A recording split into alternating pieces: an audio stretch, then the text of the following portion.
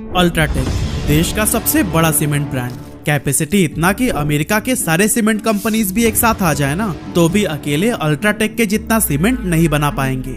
लेकिन रुकिएगा, ये पोजीशन भी अब सेफ नहीं है, क्योंकि जहां कुमार मंगलम बिरला को अल्ट्राटेक को यहां तक लाने में 57 साल लग गए थे, वहीं गौतम अडानी ने सिर्फ 3 सालों में ही इंडिया का सेकंड लार्जेस्ट सीमेंट ब्रांड बना दिया। और अब मार्केट में नंबर 1 बनने की लड़ाई इतनी एग्रेसिव हो गई है कि लोगों ने इसे द ग्रेट सीमेंट वॉर का टाइटल दे दिया है। तो आखिर कैसे अल्ट्राटेक अपनी पोजीशन को टॉप पर बनाए रखने के लिए जी जान से लगा हुआ है? आखिर ऐसी भी क्या जरूरत आन पड़ी कि गौतम अडानी को सीमेंट मार्केट में भी एंटर करना पड़ गया? और इस वॉर का रिजल्ट भी क्या जियो और एयरटेल की तरह हाथ मिलाकर लोगों को लूटने पर खत्म होगा?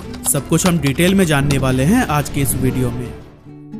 तो दोस्तों, सबसे पहले अगर हम बात करें अल्ट्राटेक की, तो यह बेसिकली 2 कंपनियों को मर्ज करके बनाई गई थी। पहली आदित्य बिरला ग्रुप की ग्रासिम सीमेंट और दूसरी लार्सन एंड टुब्रो की L&T सीमेंट। एक्चुअली बात है साल 2000 की, जब L&T कंपनी ने अपने सीमेंट बिजनेस को सेल करने का डिसीजन लिया।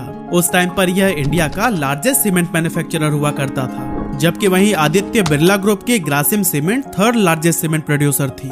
ग्रासिम ने साल 2000 के बाद से L&T के सीमेंट बिजनेस को साल दर साल खरीदना शुरू कर दिया, जैसे कि 2002 में 15%, 2003 में 30% और 2004 में 51% शेयर बाई करके आदित्य बिरला ग्रुप के ग्रासिम ने पूरे कंपनी के मैनेजमेंट पे ही कंट्रोल कर लिया था। और फिर 2004 में L&T सीमेंट का नाम चेंज करके अल्ट्राटेक कर दिया गया और इस टाइम पर 30 million ton per annum capacity के साथ अल्ट्राटेक भारत के नंबर 1 सीमेंट कंपनी बन गई थी।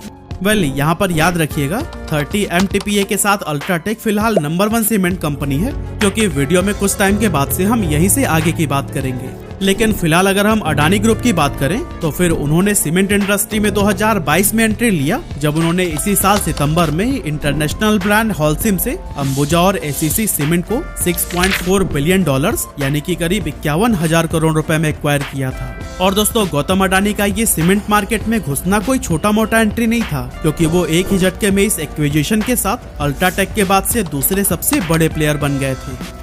हम दोबारा चलते हैं 2004 में, जब 30 मिलियन टन पर एनम के साथ अल्ट्राटेक नंबर 1 सीमेंट कंपनी बन गया था। हालांकि भले ही उस समय पर अल्ट्राटेक कैपेसिटी के मामले में मार्केट लीडर था, लेकिन इस टाइम अंबुजा और ACC सीमेंट जैसे मिड साइज सीमेंट ब्रांड भी काफी तेजी से आगे बढ़ने लगे थे।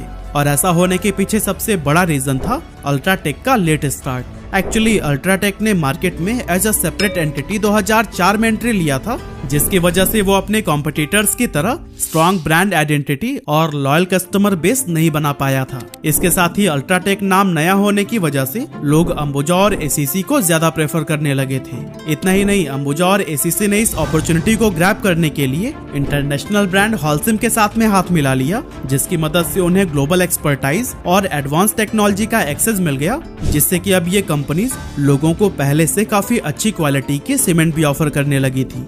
लेकिन दोस्तों, यहाँ पर अल्ट्राटेक हाथ पर हाथ रखकर बैठने वालों में से थोड़ी थी। भले ही उनका बाहर मार्केट में रिजल्ट नहीं दिख रहा था, लेकिन अंदर ही अंदर वो कुछ ऐसा कर रहे थे जिसकी वजह से आगे चलकर सारे कॉम्पिटिटर्स हमेशा के लिए उनसे पीछे हो जाने वाले थे। एक्चुअली अल्ट्राटेक अंदर ही अंदर अपना प्रोडक्शन कैपेसिटी बढ़ा रहा था, जिसके लिए पहले तो उन्होंने कई सारी नई फैक्ट्रीज लगाई और फिर कुछ एग्जिस्टिंग फैक्ट्रीज को भी बाय करके उसे रिनोवेट किया। और कुछ इस तरह से 2008 तक अल्ट्राटेक ने अपनी कैपेसिटी 30 से बढ़ाकर 49 मिलियन टन पर एनम तक कर लिया था। और दोस्तों, सोने पे सुहागा तो तब हुआ जब अल्ट्राटेक ने 2010 में मिडिल ईस्ट के स्टार सीमेंट को भी एक्वायर कर लिया, जिसकी वजह से उनका कैपेसिटी बढ़कर 52 MTPA तक हो गया। वहीं दूसरी तरफ भले ही अंबुजा और ACC इंडियन सीमेंट मार्केट के डोमिनेटिंग प्लेयर थे, लेकिन वो लोग भी सिर्फ नॉर्थ और सेंट्रल इंडिया में ही ज्यादा एक्टिव थे, जबकि बाकी के पूरे देश में अभी भी अलग अलग और लोकल प्लेयर्स का ही बोलबाला हुआ करता था। लेकिन दोस्तों, क्या आपको पता है मार्केटिंग का 5 P's का रूल क्या कहता है? कि पहले प्रोडक्ट बनाओ, फिर प्राइस डिसाइड करो, प्रोडक्ट को मार्केट में प्लेस करो और फिर जाकर प्रमोट करो, जिससे कि पीपल यानी कि कस्टमर्स के पास आपका प्रोडक्ट आसानी से पहुंच जाए। और दोस्तों, एग्जैक्टली इसी बिजनेस स्ट्रैटेजी को अल्ट्राटेक ने बखूबी यूज किया था। एक्चुअली उन्होंने पहले प्रोडक्शन कैपेसिटी एक्सपेंड किया, मार्केट में अपना प्रोडक्ट प्लेस किया और फाइनली जाकर प्रमोशन पर ध्यान दिया। और दोस्तों, इन्हीं बेहतरीन स्ट्रैटेजी का ही असर था कि 2010 तक अल्ट्राटेक का capacity 52 million ton per annum हो चुका था। हालांकि ये सब भी अल्ट्राटेक के लिए काफी नहीं था, क्योंकि उनका पैन इंडिया प्रेजेंस अभी भी कम था। जिसकी वजह से इतनी कैपेसिटी होने के बाद भी लोकल प्लेयर्स ही अपने अपने स्टेट में बाजी मार ले जाते थे। अब जब अल्ट्राटेक ने यह एनालाइज किया कि वो मार्केट के कुछ लिमिटेड एरिया तक ही सीमित होकर रह गए हैं, ऐसे में पूरे इंडिया पर राज करने के लिए उन्होंने कई सारी कंपनियों को खरीदना चालू किया। और दोस्तों ये स्ट्रेटेजिक एक्विजिशंस अल्ट्राटेक को नॉर्थ से लेकर साउथ और ईस्ट से लेकर वेस्ट तक हर जगह पर टॉप पर ला दिया था। जैसे कि इंडिया के वेस्ट रीजन में अपना प्रेजेंस एस्टेब्लिश करने के लिए 2013 में अल्ट्राटेक ने जेपी ग्रुप के गुजरात सीमेंट यूनिट को एक्वायर कर लिया था। और कुछ इसी तरह से अंबुजा और एसीसी डोमिनेटेड नॉर्थ और सेंट्रल इंडिया रीजन में अपना दबदबा बनाने के लिए 2017 में अल्ट्राटेक ने जयप्रकाश एसोसिएट्स के सीमेंट प्लांट्स को भी एक्वायर कर लिया। और फिर ईस्ट इंडिया में अपनी पकड़ बनाने के लिए अल्ट्राटेक ने सेंचुरी टेक्सटाइल्स के सीमेंट बिजनेस को खरीद लिया।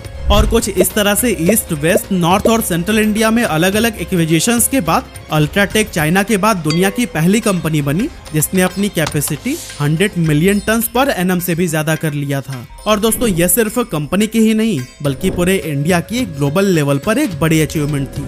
और दोस्तों अब 2019-20 तक अल्ट्राटेक का प्रॉफिट भी आसमान छूने लगा था, क्योंकि इस फाइनेंशियल ईयर अल्ट्राटेक ने 41,476 करोड़ रुपए का रिकॉर्ड रेवेन्यू जनरेट किया था। अब दोस्तों अल्ट्राटेक अपनी जीत की खुशी मना ही रहा था कि इसी बीच एक नहीं बल्कि 2 आफत अल्ट्राटेक के सर पर आन पड़ी। अब पहले प्रॉब्लम को तो अल्ट्राटेक ने जैसे तैसे करके सॉल्व कर लिया, लेकिन दूसरे प्रॉब्लम ने आदित्य बिरला के रातों की नींद उड़ा कर रख दी थी। एक्चुअली फाइनेंशियल ईयर 2019-20 के खत्म होने से ठीक एक हफ्ते पहले कोविड-19 पैंडेमिक की वजह से देश भर में लॉकडाउन लगानी पड़ गई, जिस दौरान ट्रांसपोर्टेशन से लेकर फैक्ट्री सब कुछ ठप पड़ गई। इस लॉकडाउन के टाइम पर अल्ट्राटेक को और भी कंपनीज की तरह काफी दिक्कतों का सामना करना पड़ा, जैसे कि शुरुआती कोविड पैंडेमिक के टाइम पर फैक्ट्रीज ढंग से ऑपरेट नहीं हो रही थी और इसकी वजह से 117 MTPA कैपेसिटी होने के बावजूद भी सिर्फ 76 MTPA ही यूटिलाइज हो पा रहा था। हालांकि इतना सब कुछ होने के बाद भी अल्ट्राटेक ने अपना स्ट्रॉन्ग फाइनेंशियल पोजीशन मेंटेन करके रखा और फिर जैसे इकोनॉमी खुली वैसे वैसे ही अल्ट्राटेक रिकवरी करने लगा। लेकिन दोस्तों कोविड के बाद इससे भी बड़ा चैलेंज उनके सामने आ खड़ा हुआ, जिसने न सिर्फ अल्ट्राटेक को बल्कि पूरे सीमेंट इंडस्ट्री को हिला कर रख दिया था। एक्चुअली इस टाइम पर खबर आने लगी कि गौतम अडानी भी अब सीमेंट मार्केट में एंटर करने वाले हैं, और वो भी कोई छोटी मोटी एंट्री नहीं बल्कि ऐसी ग्रैंड एंट्री जिसने उन्हें एक ही झटके में अल्ट्राटेक के बाद दूसरा सबसे बड़ा प्लेयर बना दिया था। एक्चुअली अडानी ग्रुप ने सितंबर 2022 में इंटरनेशनल ब्रांड हॉलसिम से अंबुजा और एसीसी सीमेंट को 51,000 करोड़ रुपए में एक्वायर कर लिया था। और इस एक्विजिशन के साथ ही गौतम अडानी को कुल 68 मिलियन टन पर एनम की बड़ी कैपेसिटी थाली में सजी सजाई मिल गई। पर हाँ, अभी भी अडानी साहब शांत नहीं बैठे हैं, क्योंकि उनका टारगेट 2028 तक अपनी कैपेसिटी बढ़ाकर 140 MTPA पर ले जाना है। और इस लक्ष्य को हासिल करने के लिए अडानी ग्रुप भी लगातार एक्विजिशंस करने में लगा हुआ है। और दोस्तों छोटे छोटे कई सारे कंपनीज को एक्वायर करके आज के टाइम पर अडानी का cement capacity 85 million ton per annum already हो चुका है। लेकिन दोस्तों सबसे बड़ा सवाल तो ये है ना कि अडानी के पास पहले से ही इतने सारे बिजनेसेस थे, तो फिर उन्हें अचानक से सीमेंट बिजनेस में घुसने की खलबली क्यों मच गई। तो दोस्तों अभी इंडिया में बहुत तेजी से इंफ्रास्ट्रक्चर डेवलपमेंट हो रहा है, चौड़े चौड़े रोड बन रहे हैं, उन पर बड़े बड़े ब्रिज डेवलप किए जा रहे हैं, हॉस्पिटल्स, मॉल्स, पोर्ट, एयरपोर्ट और कॉलेज सब कुछ बहुत तेज रफ्तार से बढ़ रहे हैं। ऐसे में हर जगह पर सीमेंट का काम तो लगने ही वाला है, और इस अपॉर्चुनिटी को ही ग्रैब करने के लिए गौतम अडानी सीमेंट बिजनेस में भी कूद पड़े हैं। और हाँ, अभी तक जिन जिन बिजनेसेस में अडानी साहब पहले से ही मौजूद है ना, वो भी सीमेंट बिजनेस को फुल्ली सपोर्ट करते हैं। जैसे कि सीमेंट प्रोड्यूस करने के लिए बेसिकली लाइमस्टोन और फ्लाई ऐश की जरूरत होती है, जो कि अडानी के पास उनके माइनिंग बिजनेस की वजह से पहले से ही भारी मात्रा में उपलब्ध है। इसके बाद से सीमेंट बनाने वाली फैक्ट्रीज के लिए लगेगा इलेक्ट्रिसिटी, तो फिर वो भी अडानी पावर के पास से आ ही जाएगी। और दोस्तों अगर बात करें सब कुछ तैयार होने के बाद से सीमेंट को देश विदेश तक भेजा कैसे जाएगा, तो फिर यहाँ भी अडानी के पास में पोर्ट है, जिससे वो समुद्री रास्ते पर तो राज करते ही हैं। और रही बात हवाई रूट्स की, तो यहाँ पर भी कई सारे एयरपोर्ट्स उनके अंडर में होने की वजह से उन्हें काफी सपोर्ट मिल जाने वाला है। कहने का मतलब ये है कि सीमेंट बिजनेस के लिए अडानी मानो पहले से ही तैयार बैठे थे। अब दोस्तों आज के डेट में इंडिया वर्ल्ड का सेकंड लार्जेस्ट सीमेंट प्रोड्यूसर है, लेकिन हमारा पर कैपिटा कंजप्शन सिर्फ 250 किलो है, तो वहीं चाइना का 1600 kilo. Basically per capita consumption का मतलब है किसी भी कंट्री में एक आदमी ऑन एन एवरेज कितना सीमेंट यूज कर रहा है। अब इंडिया सीमेंट बनाने में तो दूसरे नंबर पर है, लेकिन अभी हमारी खपत बहुत कम है, जो कि चाइना के आंकड़ों को देखकर लगता है कि आगे चलकर काफी ज्यादा बढ़ने वाला है। और दोस्तों अगर इतना ही पोटेंशियल है तो फिर इसका फायदा कौन नहीं उठाना चाहेगा। यही रीजन है कि अडानी जी भी सीमेंट इंडस्ट्री में कूद पड़े हैं और अब दो दिग्गजों के बीच इंडिया में सीमेंट वॉर छिड़ गया है। अब दोस्तों अभी तक आपने देखा कि कैसे अडानी ग्रुप बड़े बड़े एक्विजिशंस करके इंडिया का सेकंड लार्जेस्ट सीमेंट ब्रांड बन गया है और उनके क्या फ्यूचर स्ट्रैटेजीज हैं इंडिया का नंबर 1 सीमेंट ब्रांड बनने के लिए। लेकिन सवाल आता है कि इस दौरान अल्ट्राटेक क्या कर रहा है। अब दोस्तों जैसा कि आप जानते ही हैं कि कुमार मंगलम बिरला अल्ट्राटेक सीमेंट के मालिक हैं और ये भी कोई ऐसी छोटी मोटी हस्ती नहीं है जो चुपचाप बैठ जाएं। अल्ट्राटेक का current capacity 152 million ton per annum है और ये कैपेसिटी इतना ज्यादा है कि यूएस के सारे सीमेंट कंपनीज के कैपेसिटी को भी मिलाकर 1.5 गुना और पूरे यूरोप में बसे 20-22 देशों के कैपेसिटी का भी 80% के बराबर है। और आगे भी अपने नंबर 1 का पोजीशन मेंटेन रखने के लिए अल्ट्राटेक ने काफी सारे एक्विजिशंस करने शुरू कर दिए हैं। 2020 तक अल्ट्राटेक ने नॉर्थ, सेंट्रल, ईस्ट और वेस्ट इंडिया को तो कैप्चर कर ही लिया था, लेकिन साउथ इंडिया अभी भी बचा हुआ था। इसीलिए उन्होंने साउथ इंडिया पर अपना डोमिनेंस जमाने के लिए एक तो अपना नया सीमेंट प्लांट तमिलनाडु में सेटअप किया है और दूसरा इंडिया सीमेंट कंपनी को भी एक्वायर कर लिया है। और दोस्तों आपको बताता चलूं कि इंडिया सीमेंट वही एन श्रीनिवासन की कंपनी है जो कि आईपीएल टीम सीएसके के ऑनर हैं।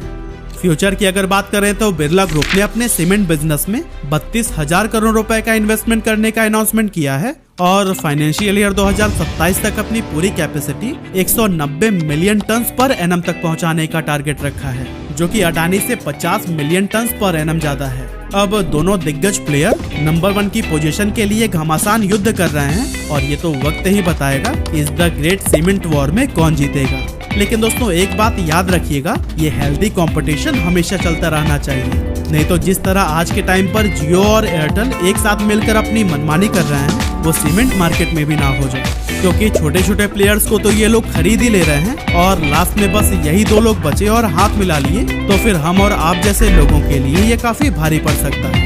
वैसे अगर आप जियो और एयरटेल की मनमानी और देश में चल रहे टेलीकॉम इमरजेंसी को जानना चाहते हैं तो फिर डिस्क्रिप्शन में दिए गए लिंक से वीडियो को जरूर देखिए।